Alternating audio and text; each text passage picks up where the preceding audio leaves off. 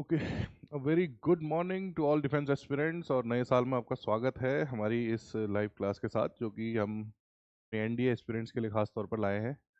And in this class we will talk about some concepts related to science. और science में भी जिस first subject को हम डील करेंगे वो है फिजिक्स। ठीक है, तो फिजिक्स से रिलेटेड इसमें कॉन्सेप्ट हम पढ़ेंगे। We will deal concepts. As you all know, this is a new year, and from 1st January onwards, we have started our live classes. इससे पहले आपने मैथ्स की क्लास देख ली होगी, एंड इसके बाद आप इंग्लिश की क्लास भी देखेंगे। तो cover all the segments related to the NDA examination. Now let's talk about today's topic. This topic is related to physics, and in that topic we will talk about measurements and motion. These two important things we will cover in this segment. And what is measurement? First of all, if we talk about the definition for the measurement, then it is written here: the process of comparing an unknown physical quantity with respect to a known quantity is known as measurement. If we have to measure a specific physical quantity, but we don't know how to measure that physical quantity, so we have to do one thing, that we should compare it with some known quantities. Suppose I want to know what is the length you have, or what is the height you have. So I don't know what is your exact length or height. So what I will do, I will compare your length to a standard, and then get to know about how much of that standard you have. Suppose I take your height in centimeters. Okay, do you know what is your height? What is your height? 172 centimeters. So what we do here, we have taken a standard or a known quantity, which is centimeter. Your height is not known to us. We have taken centimeter, which is a standard. We know how much a centimeter's length is. And then we measure your length. How many centimeters are there can be fit in your height. So in that way, we measured your height as well. So unknown physical quantity, when we compare it with respect to a known quantity, which is centimeter, then we got to know about the exact measurement of that quantity. So again, I will repeat this thing. What we done here, we have taken an unknown physical quantity, that is your height. We don't know. We compare it with a known quantity. What is the known quantity? Centimeter. And we know the length of centimeter, and then we take each centimeter of your length. And after that, if we compare it with the centimeters, then it came 172 centimeters. So that's how we are able to know what is your height. And this is the measurement of your height. So measurement is a comparison between unknown physical quantities and known quantities. Here you see the term 172 centimeter. Na? When we talk about the height, got to know it is 172 centimeter. So what we got here, measurement of any physical quantity consists of two parts. If we measure something, it consists of two parts. Take an example of 172 centimeter, which we have already done. It contains first a numerical value, and then it contains a known quantity. The known quantity in itself is called a unit of that physical quantity which we have derived. Which physical quantity we measured in our example? No, centimeter is the unit, height. So height is the physical quantity, okay? And we have measured it 172 centimeter, and 172 centimeter contains a numerical value and a standard unit. That standard unit is the unit of this physical quantity. Centimeter is the unit for height. So in measurement, we got one numerical value and one standard unit, which is the unit of that physical quantity which we have determined or which we have measured. तो इस तरीके से हमने measurement को समझ लिया कि measurement किसी ऐसी फिजिकल क्वांटिटी का करना होता है जिसके बारे में हमें कुछ नहीं पता, और उसे मेजर करते समय हम उसे कंपेयर करते हैं किसी एक स्टैंडर्ड यूनिट से या किसी क्वांटिटी से, और जब हम उसे मेजर करते हैं तो हमें मिलता है एक न्यूमेरिकल नंबर और एक स्टैंडर्ड यूनिट, और इस तरीके से मेजरमेंट पूरा होता है. Now the term physical quantity came very much here, so let's talk about it. What is a physical quantity? The definition says quantities which can be measured are called physical quantities. So very simple definition we have: any quantity or anything that can be measured is considered as a physical quantity. Okay. Uh, in the previous example, we have taken height, and it can be measured, so it is a physical quantity. Suppose I say love. Can you measure love? So love is not a physical quantity. Any kind of emotion is not a physical quantity. So physical quantities are those which can be measured. हम जिनको माप सकते हैं उन्हें ही भौतिक राशि या physical quantity कहते हैं. Examples we are here: force that can be measured, area, velocity, pressure, volume, etc. No? Okay. Is there any question related to these things? Don't have any question. So let's talk about the next thing. We have talked about measurement, what we got from measurement, and what is physical quantity. Now let's talk about the kinds of physical quantities. How many categories of physical quantity we should have, or what are the physical quantities exactly? How many kinds? So here we see two types of physical quantities. The first one is the fundamental physical quantities, and the second one is the derived physical quantity. So in the word itself, the definition is clear. Okay. Do you know what is the meaning of fundamental? Or you can try. What do you understand by fundamental? Common? Let's talk about fundamental first. Fundamental is somehow related to the foundation as well. Or we can say in other way, fundamental is something that is the first thing from which a whole thing is derived, or from which a whole thing can be created. Let's digress from the subject and talk about the word fundamental can be used somewhere else. You know about fundamental rights? Do you know about fundamental rights? Have you heard this term? Where you heard this term? In which subject read about fundamental rights? Fundamental rights are part of which document?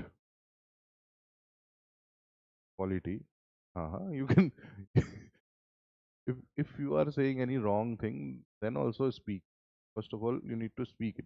Okay. Fundamental rights are part of our polity, and in a way we can say it is a part of our constitution. What do you understand by fundamental rights? Fundamental rights are those rights which are necessary for a human being to survive or to exist. It means these are the foundation of a human life. Without these fundamental rights, a human being cannot live a full-fledged life. Okay? So here we derive one meaning of fundamental, that which is essential, which is necessary, and without which the existence of something cannot be possible. If something is fundamental for something, then that fundamental thing is essential for the existence of the other thing. So from here we derive the meaning of fundamental. Can you give me some other example in which fundamental word is used?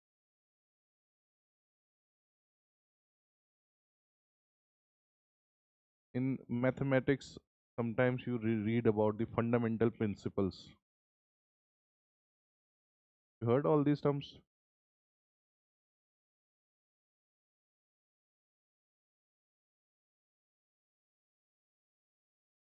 So fundamental principles, from this term, what we derive?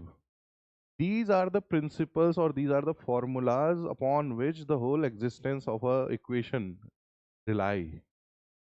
And because of these formulas or these fundamental principles, the whole equation runs itself. And in physics also we have talked about fundamental forces of the universe. Have you heard this term? Don't ever heard about these terms, then we will talk about it later.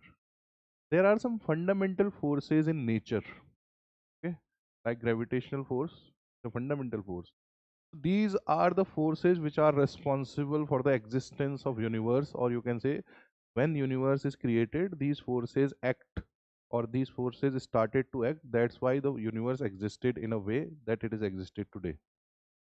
So these are the fundamental forces that are essential or necessary.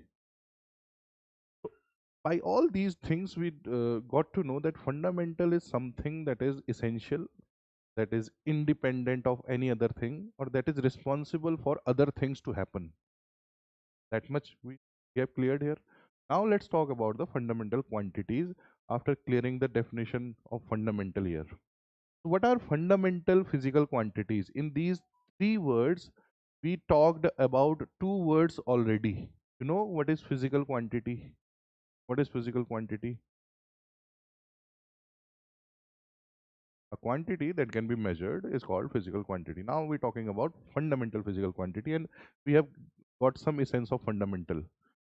So the fundamental physical quantities are those which do not depend on other quantities and also independent of each other.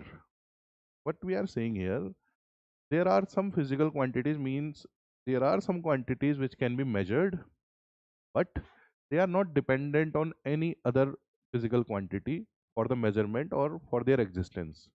So they are in itself something, and we can measure them. So these are the quantities which do not depend on other quantities. The definition will be cleared after we talked about the derived physical quantity. Then you got to know what is the meaning of this thing, that the quantities which do not depend on other quantities. Let's assume that there are some quantities which do not depend on other quantities, and if there are n amounts of fundamental physical quantity, or we can say there are, let's say, 5 or 6 fundamental physical quantities. These 5 or 6 fundamental quantities are also independent from each other.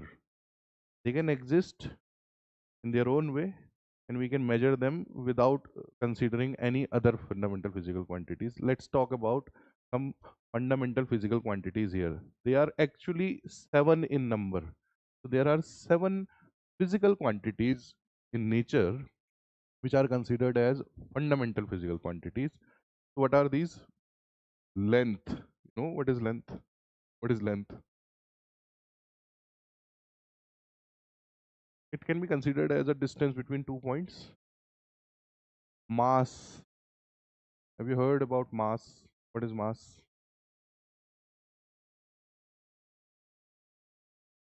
From where mass come into existence?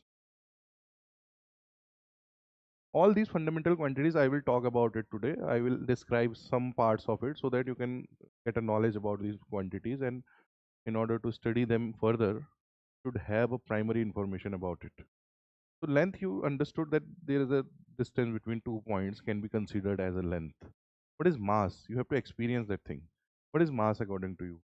From where mass came? Any idea? Size? Okay. Whose size? Size of a. Okay. Let me take you to another journey here. The universe is made up of matter, or you can say all the things around us. Let's not talk about universe. Let's talk about the area which of experience, or the region where we exist. Around yourself, you can find ample amounts of materials: chair, the bag, the book, pen, the clothes, the watch, this panel, systems, etc. All these materials are made up of which thing? Is there a common name for those things which made a material? Okay, first of all, you know what is material, na? The things you use, or the things around yourself which can see, can touch, can feel. Materials are made up of matter. No, materials are made up of matter. Now, what is matter? It is part of chemistry, you can say, but you should know about it in physics as well. So, matter is made out of atoms. Small atoms combine together to form any matter, and these matter can be took shape of any material. Suppose we say this chair. This chair contains the atoms of some wood, some steel, and any other plastic element that is in the chair. All these things are made up of matter, or you can say smallest unit of matter, that is of atom. The atom consists all of the mass. What is atom? Atom is a combination of three charged particles. These are electron, proton, and neutron. We know electron, proton, and neutron combine together to form atom. These charged particles form a specific formation, and that specific formation contains some amount of force or mass.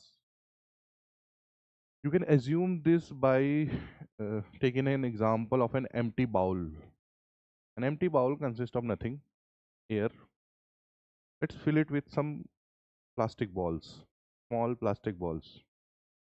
The amount of plastic balls filled that uh, plastic bowl is the mass of that plastic bowl, you can say. In a very crude example, something that fills up the space contains the mass, and mass came from that. The more number of atom contains in a material, the more a mass it acquired. Is it true? The number of balls, let's say atoms are the balls, the number of balls from which I made up of, or this chair made up of, or this bag is made up of, all this is the responsible, all these atoms are responsible for the masses of these. So suppose let's take an example of a box, a 3D box, let's say. The mass of this box is determined by the number of atoms in this which made this box. So let's say these atoms are responsible for the structure of this box. Okay. Now, by viewing these white small circles, you can imagine many number of atoms are there in this box, and it is made out of a good amount of atoms that's filled all the boxes, all the box. This box is completed. The whole structure of this box made out of these small circles.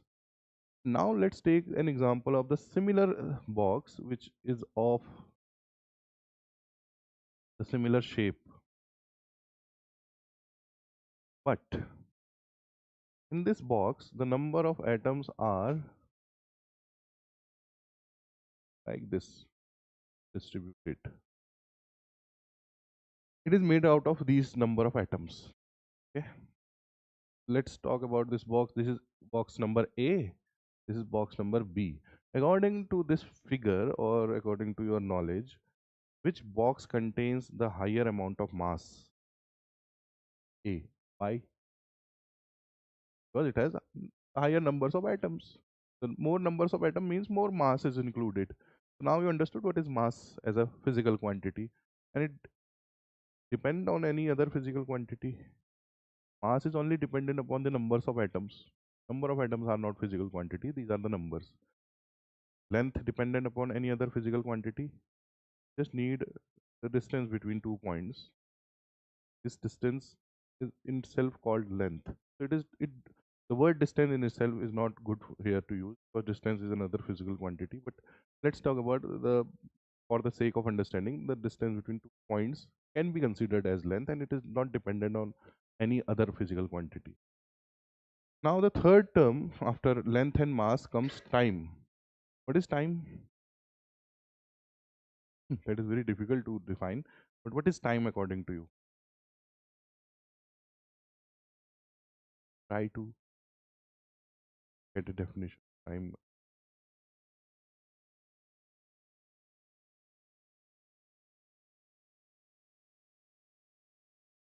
Time can be considered as a quantity which can used to understand some changes in some substance, which can use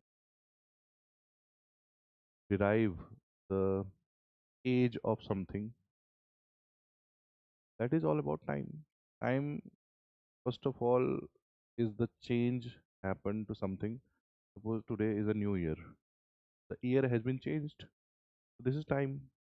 We are Yesterday we are in 2024, today we are in 2025. The change, the registration of this change happened because of the time, otherwise it is nothing. And in itself you can say time is a man-made concept also. Can you say this? We have made something called time. Otherwise, if experience something, then you are already living in now. You are already living in present. The past is in your memory. The future is in your expectations. Otherwise, already remain in present. Yesterday you are also in present. Today you are also in present. This is a man-made concept, but it is a physical quantity, and it is very helpful for us to derive something or to know about something, know some specific kinds of calculation in physics. That's why we need time as a physical quantity, and we can measure it. We can measure it, na?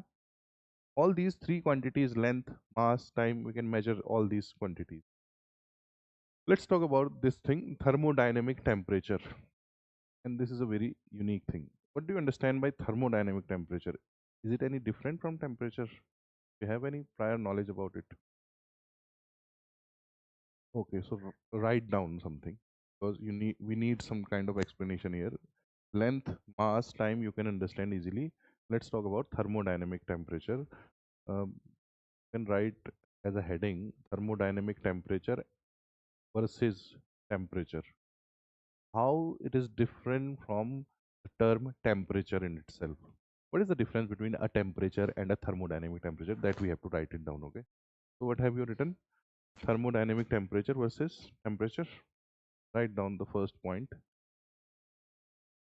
Temperature is relative measure of hotness and coldness. I also write down. What is temperature? A temperature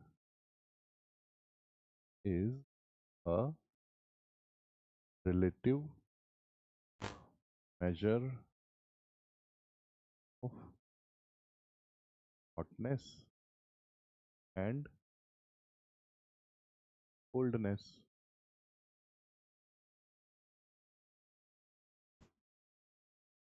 Next point.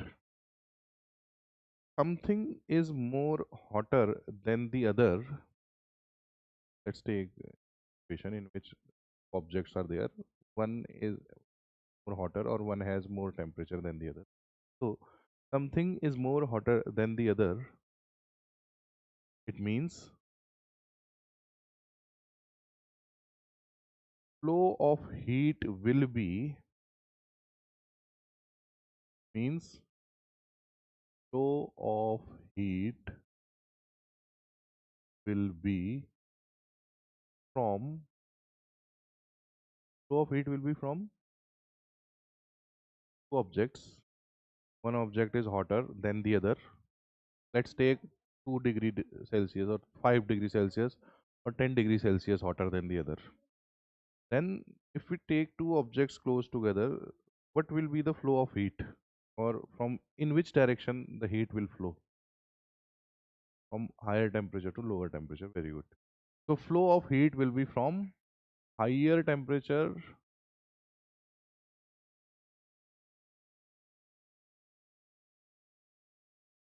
or you can say hotter one, both, from higher temperature to lower temperature. The lower temperature one can be considered in this situation the colder one.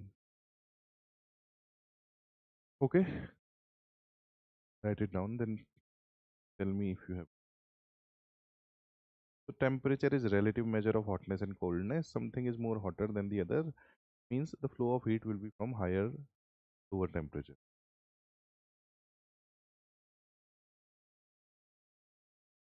Third point you write down. In this case, we need two objects. This case, we need objects, and we have to compare.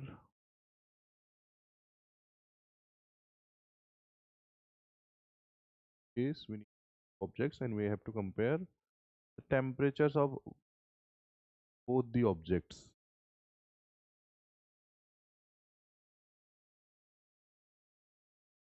We have to compare the temperatures of both the objects.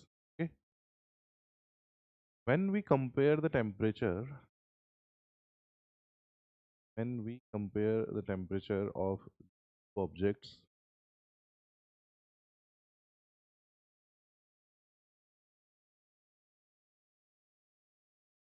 then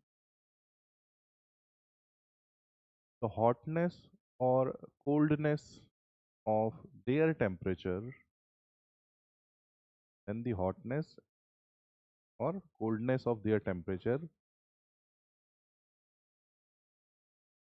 is in the comparison, is in the comparison, or we can say it is relative, or we can say it is relative.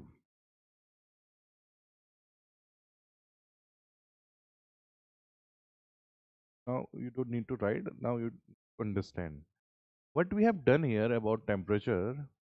If you determine the temperature of some object, you have to compare that object with something else, then you can determine its exact temperature, or then you can determine its temperature. So always we need a comparison to determine the temperature. Suppose let's say one object whose temperature is 50 degrees Celsius is a quite hot temperature. 50 degrees Celsius is considered as hot temperature or not? But when it is considered as hot temperature, in our case we talked about 50 degrees Celsius is very hot. But if we put it to something, or if we put this object in front of that object which has 75 degrees Celsius temperature, then what we say here, a 50 degrees Celsius will be the colder one, and the 75 degrees Celsius will be the hotter one. Yes or no?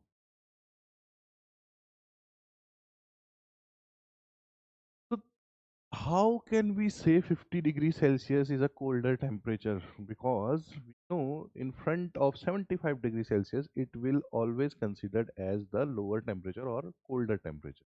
Let's take another example. We talk about 50 degrees Celsius again.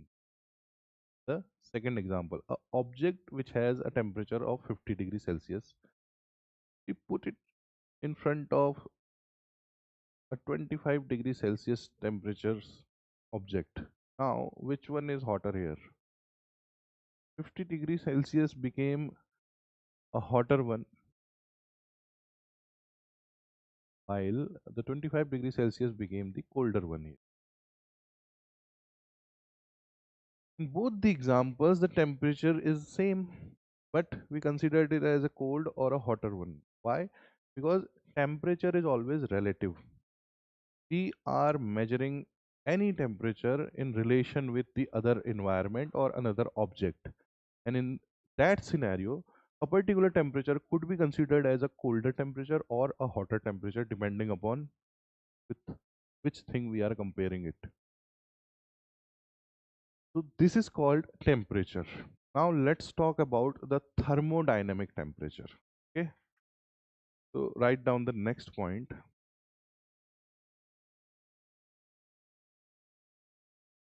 Temperature is relative. Temperature is relative, but there should be an absolute measure. But there should be an absolute measure of hotness and coldness.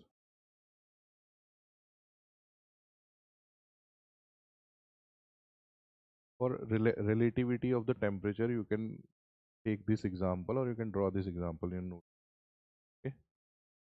So what we have written, temperature is relative, but there should be an absolute measure of hotness and coldness, which can be done with the help of thermodynamic temperature. Can be done with the help of a thermodynamic temperature.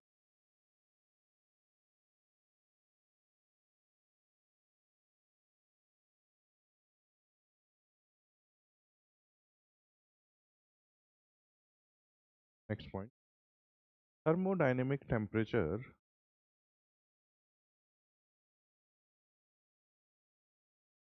thermodynamic temperature is the absolute measure.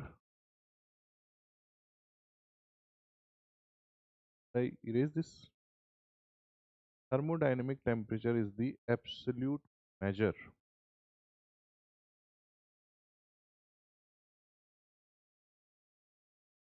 When we say absolute, what do you understand by this term absolute here?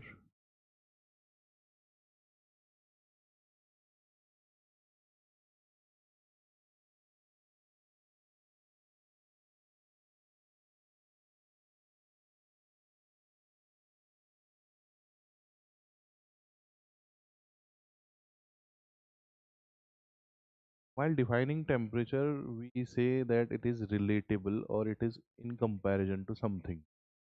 That is called relative. Relation with something. We compare two things, we are say that these two things are relative. Relation with this thing, this is higher or lower or shorter, bigger, whatever we are comparing it for. Here we say it is an absolute measure. So there is a difference between relative or absolute. Relative and absolute.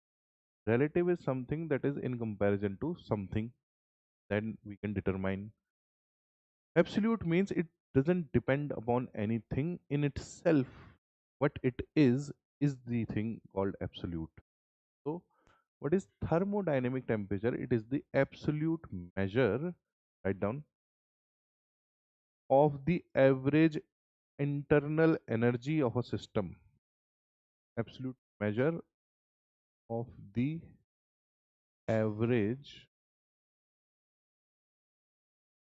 internal energy of a system. Okay. Average internal energy, underline it and write down like this: thing kinetic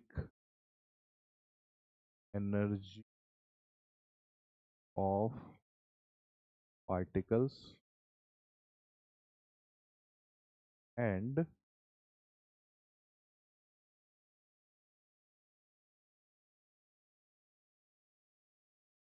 kinetic energy of particles and other factors.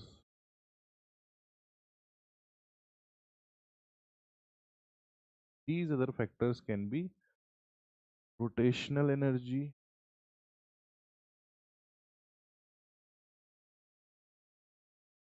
frictional energy,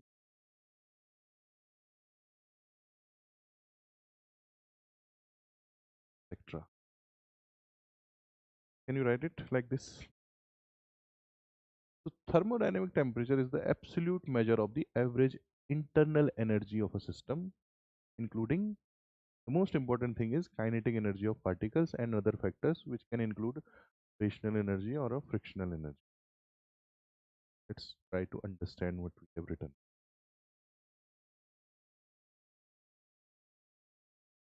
You understand by these definitions.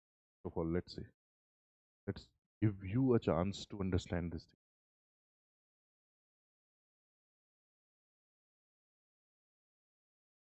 You understand temperature, hotness, coldness.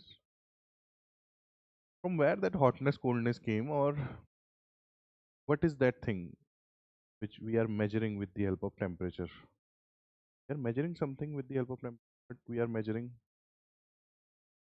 quantity of which thing? can we say we are measuring the amount of heat contained in an object can be determined by the temperature. More heat an object has, the more temperature it will show. So with the help of temperature, we are somehow measuring the amount of heat. What is heat exactly?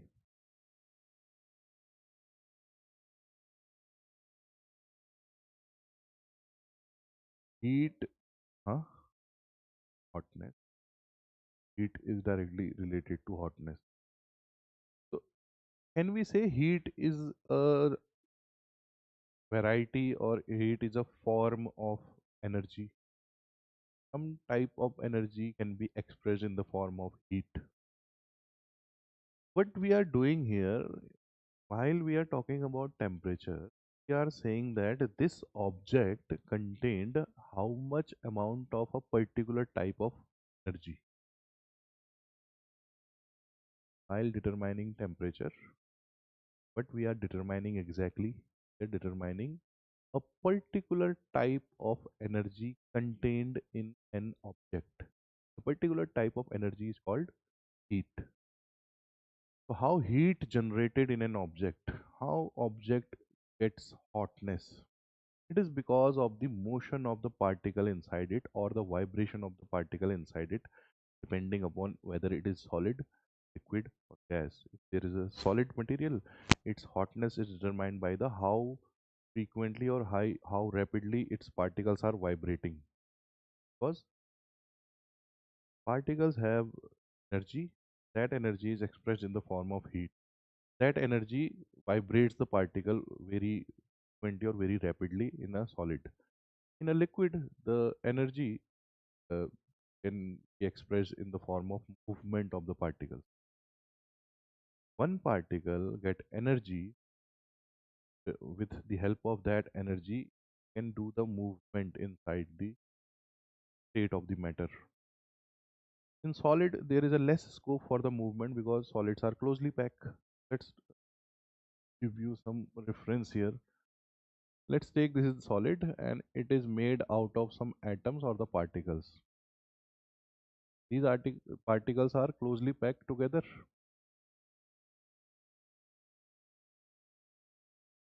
Are you able to see this? So this is solid now.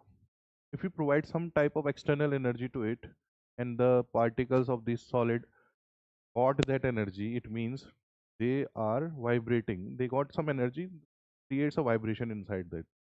This vibration creates that thing which is called heat, and that rises the temperature of that solid. If you provide more energy, they are more vibrating. Provide more energy, they are also vibrate more. And at some point, a stage came when the vibration is so frequent and so powerful that the state of that matter changed. They do not accept now a closely packed arrangement because they have the ample amount of energy to get free from that arrangement. If they free from that arrangement, they change the shape of that solid, and they change the shape of the solid at the moment the solid starts melting. That's how it changes into liquid. Similarly, in liquid, if you provide heat or energy, the particles of the liquid move frequently here and there.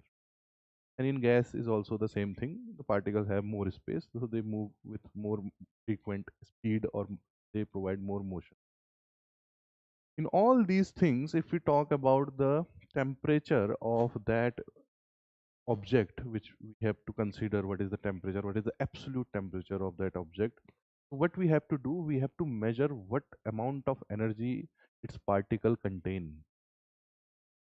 The temperature is relative, we have to compare it with another thing, then that is called temperature. But in this case, the thermodynamic temperature is the absolute measure of the energy the particles contain, that energy which is responsible for their state of the matter changing, or that energy which is responsible for the heat they have. So what exact amount of energy these particles contain can be measured with the help of thermodynamic temperature. That is absolute because it doesn't depend on any other object. We are not comparing this solid which has some amount of heat in itself, creates a vibration inside the particles, we are not comparing this solid to any other solid. We are just saying how much vibration these particles are doing, how much energy these particles have. The amount of energy these particles have is the thermodynamic temperature of that solid thing. So in thermodynamic temperature, we are measuring the absolute quantity of the energy which is responsible for the temperature it has. That is the absolute term. So thermodynamic temperature is an absolute measure of temperature, while the usual word temperature which we is a relative measure of a temperature. Okay. And thermodynamic temperature is a fundamental physical quantity. It do not depend on any other physical quantity. It just depend upon the energy contained by the particles. How much the energy is, the value of this fundamental physical quantity, which is thermodynamic temperature, can be determined. Do you understand now what till you have written rotational energy, frictional energy? Okay. Now, what do you understand by the kinetic energy, rotational energy, and frictional energy here? Why we have taken these terms while measuring thermodynamic temperature? But we have to measure. We have to measure how much energy this object has. That is determined by its temperature. In determination of that energy, we have to take how many types of energy inside this object, the particles of these objects contain, how many types of energy. First thing, if we provide heat or if we provide energy to some particles, they move. That movement creates a specific type of energy, that is kinetic energy. What is kinetic energy and potential energy? What is kinetic energy? What is potential? Please define.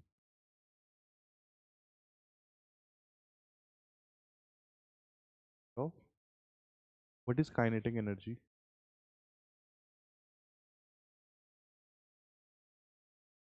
No, no, no, no. Kinetic means motion. Kinetic energy means the energy contained by a moving particle. Moving particle is moving with some amount of energy. That energy is called kinetic energy. Potential energy is the energy a particle contains at rest. Okay? Potential energy is related with rest. Kinetic energy is related with motion. So here what we are measuring kinetic energy of particles. Obvious, if they have heat, they have some motion. That motion is considered as kinetic energy. But apart from kinetic energy, they have some other types of energy as well. The particles are atoms and they are rotating also. They are vibrating, moving, and rotating also. They have some energy spent in that rotation also. So this energy is also considered. And while rotating or moving here and there, they would collide with other particles as well, through which the friction is created. And from that, frictional energy is also released.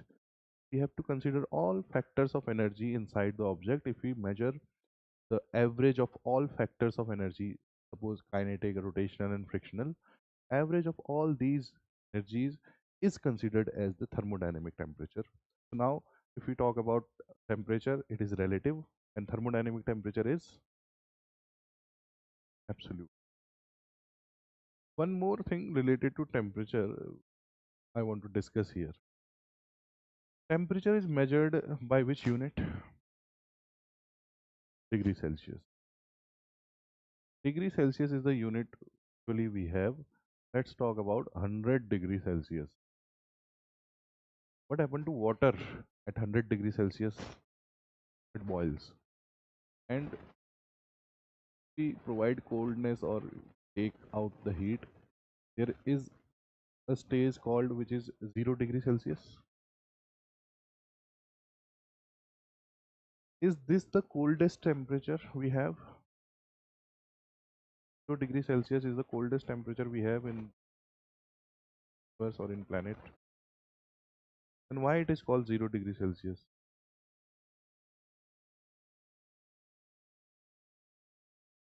Because it is not an accurate measure of the coldness or the temperature.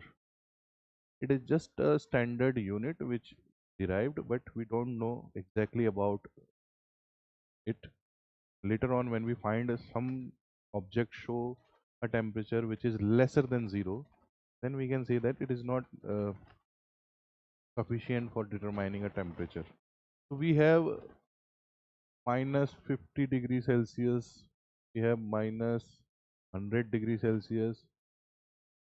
Can you imagine what is the coldest temperature we have in the universe till now, below which we do not get any further coldness?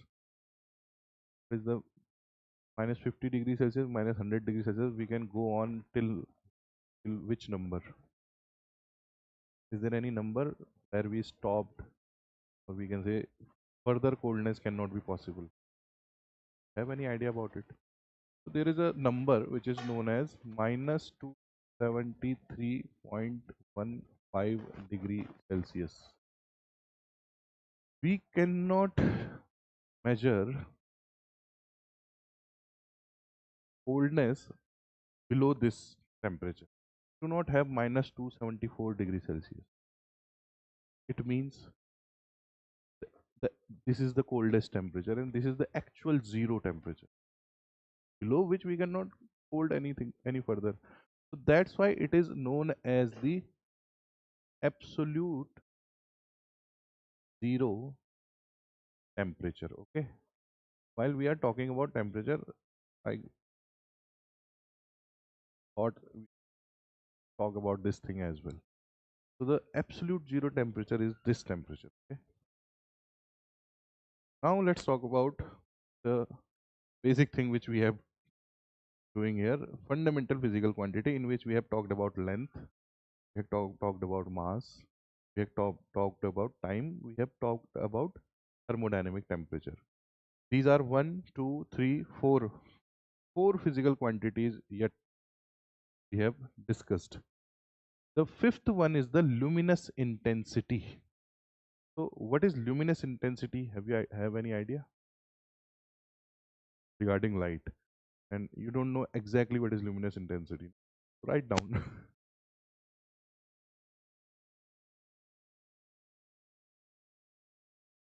Luminous intensity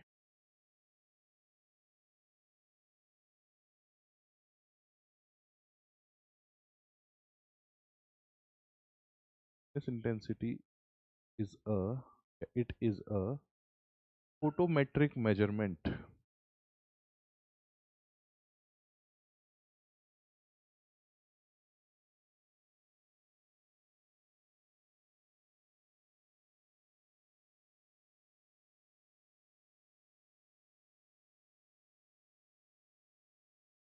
like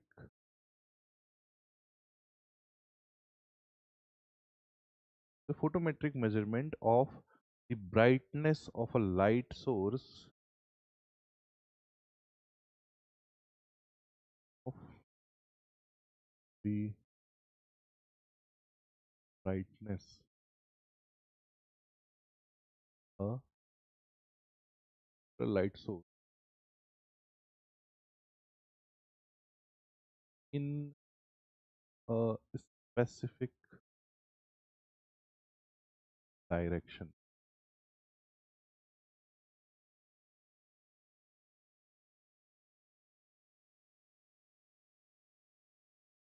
So while talking about luminous intensity, write down first.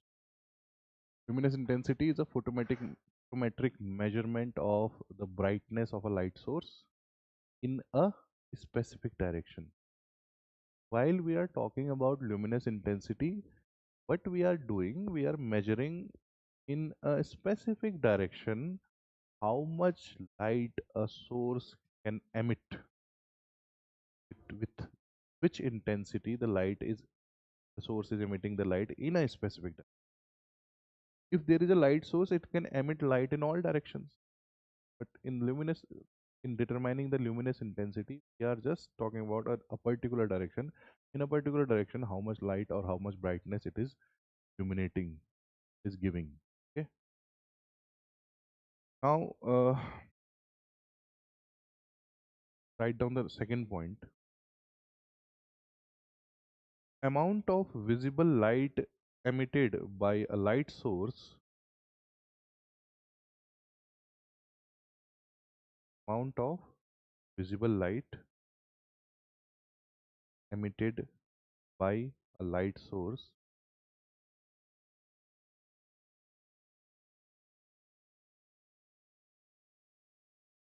light emitted by a light source in a unit time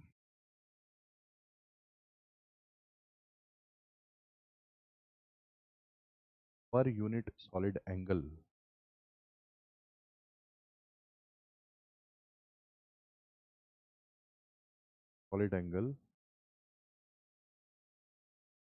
considered as measurement of luminous intensity considered as the measurement of luminous intensity.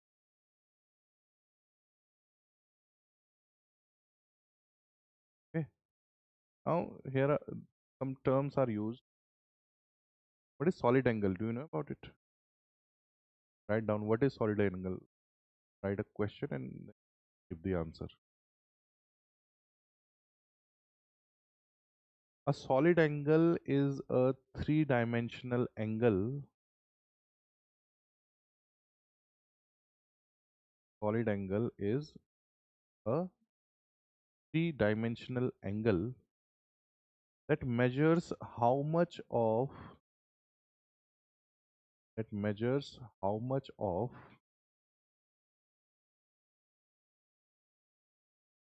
a field of view that measures how much of a field of view an object covers the field of view an object covers from a specific point.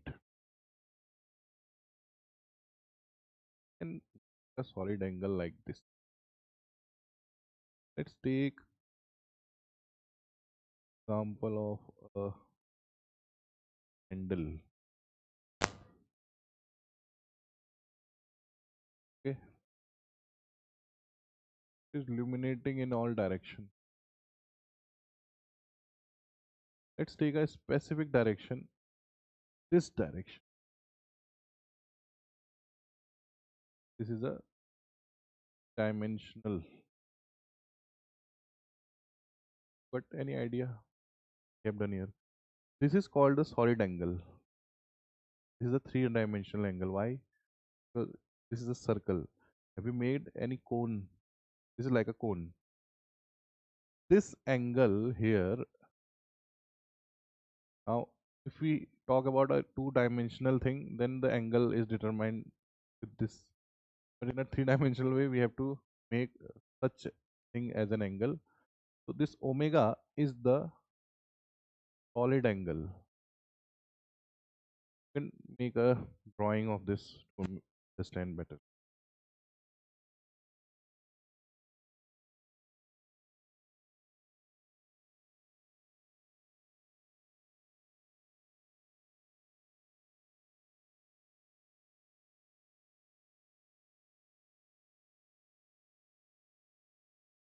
Considered as R. This thing here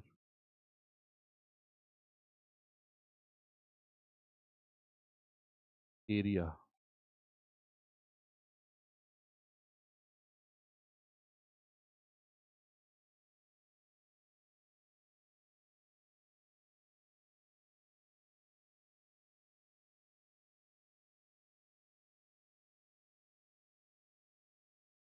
Difficulty in making diagram. So luminous intensity is the amount of brightness this object or this light source is emitting in this specific direction. If we take that direction, then we have to make a solid angle there. In this particular area, how much brightness it is emitting, that is called luminous intensity. Now write down the unit of luminous intensity is candela. It is came from the word candle. Candela CD is the unit of luminous intensity. Candela is related to candela. Candle, from candle, the candela unit came, the name came. And write down the purpose of unit luminous intensity. So purpose dash used to determine the distribution of light, find the distribution of light from a lit surface. Lit surface means the surface which is emitting light. So we have talked about some physical quantities today. We have talked about measurement. We have make a basic understanding of these things. There are two physical quantities that also remain now: current, electric current, and the amount of substance. These are also fundamental physical quantities. In tomorrow class, we will talk about these things, and then we talk about derived physical quantity. And again, by the definition of derived physical quantity, we also got to know now what is the fundamental physical quantity. Okay, so that much we will do for next class. That's it for today.